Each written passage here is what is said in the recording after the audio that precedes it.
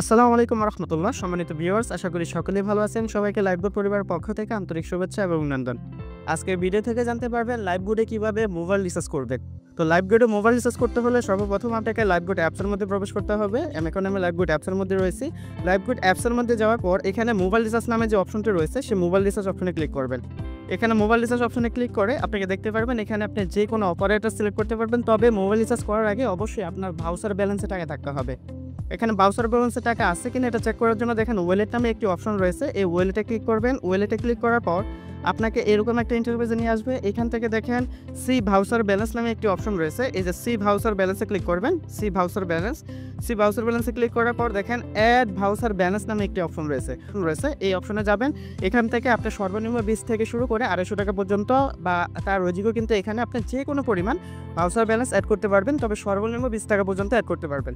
তো আমি এখানে 100 টাকা ভাউচার ব্যালেন্স অ্যাড করে দেখাবো। দেখেন এখানে অ্যামাউন্ট 100 টাকা লিখলাম। লেখার পর দেখেন পে নাও একটি অপশন রয়েছে। পে নাও অপশনে ক্লিক করব। পে নাও অপশনে ক্লিক করার পর এখানে আপনাকে 3টা মাধ্যম সিলেক্ট করতে বলবে, বিকাশ, নগদ, রকেট। আপনার এখন বিকাশের মাধ্যমে ভাউচার ব্যালেন্সের টাকা অ্যাড করে দেখাবো আপনাদের। তো এটা অ্যাড করার জন্য এখানে বিকাশ সিলেক্ট করব। বিকাশ সিলেক্ট করার পর এখানে অবশ্যই আপনার বিকাশ নাম্বারটা এখানে লিখে দিবেন।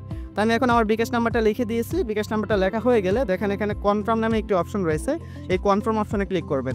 কনফার্ম অপশনে ক্লিক করার পর কিছুক্ষণের মধ্যে আপনার বিকাশ থেকে একটি ওটিপি আসবে। সেই ওটিপিটা এখানে বসিয়ে দিবেন। অলরেডি ওটিপি চলে আসছে। এখান থেকে সেই ওটিপিটা কপি করে নিয়ে এই জায়গায় বসিয়ে দিবেন। তো আমি ওটিপি বসিয়ে দিয়েছি। ওটিপি বসার পর দেখেন কনফার্ম নামে একটি অপশন রয়েছে। এখানে কনফার্ম অপশনে ক্লিক করবেন। তারপর আপনার বিকাশের যে পিন নাম্বারটি রয়েছে সেই পিন নাম্বারটি এখানে বসিয়ে কনফার্ম অপশনে ক্লিক করলেই কিন্তু কিছুক্ষণের মধ্যে আপনার ভাউচার ব্যালেন্সে 100 টাকা অ্যাড হয়ে যাবে। তো 4 সেকেন্ডের মধ্যে ভাউচার ব্যালেন্স অ্যাড হয়ে যাবে। তো কিছুক্ষণের মধ্যেই দেখবেন ভাউচার ব্যালেন্সে আপনার এখানে 100 টাকা অ্যামাউন্ট যুক্ত হয়ে গেছে। অ্যামাউন্ট যুক্ত হওয়ার পর দেখেন your payment has been successfully complete এই অপশনটা আসবে।